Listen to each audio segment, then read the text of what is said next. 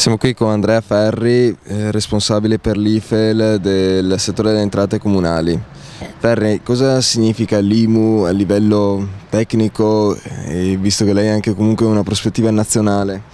L'IMU è l'incarnazione di scelte molto differenti e variegate del governo sull'imposizione immobiliare.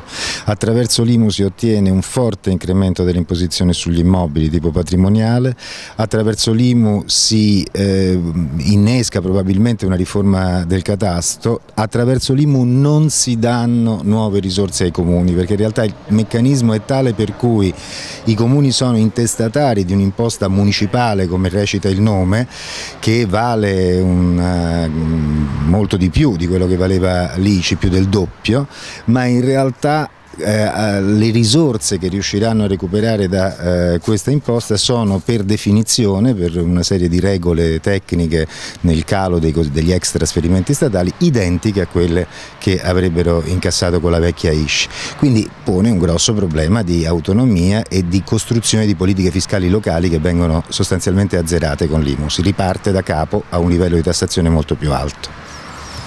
Cosa possono fare i comuni? L'Anci Veneto parla di azioni legali, comunque molto sostenute in questa direzione. Come possono comunque interfacciarsi i comuni in questo stato delle cose?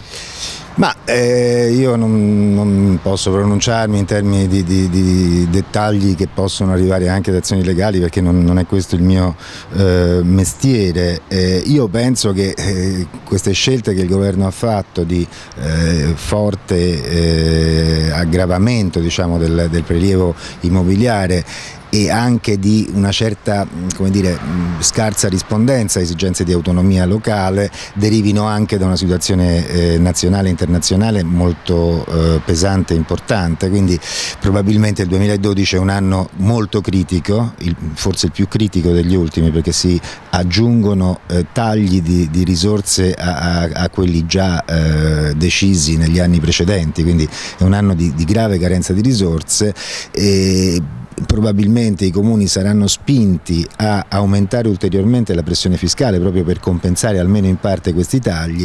Poi, se su qualche meccanismo ci sia una violazione anche tecnico-giuridica dei criteri di legge, staremo a vedere. Certamente la compartecipazione dello Stato e le modalità di distribuzione delle risorse della nuova IMU appunto compartecipate e regolate dalla legge non è pienamente rispondente ai principi del federalismo della legge 42, questo non c'è dubbio, che secondo i principi del federalismo le basi imponibili dovrebbero essere sostanzialmente separate, adesso senza esagerare in tecnicismi, ma se l'imposta patrimoniale spetta ai comuni, sono i comuni a doversela amministrare. Viceversa, qui c'è una commistione in cui lo Stato prende il 40-50%, considerato anche il taglio ulteriore che c'è del gettito dell'imposta comunale. Questo stride con l'idea dell'attuazione del federalismo, non c'è dubbio.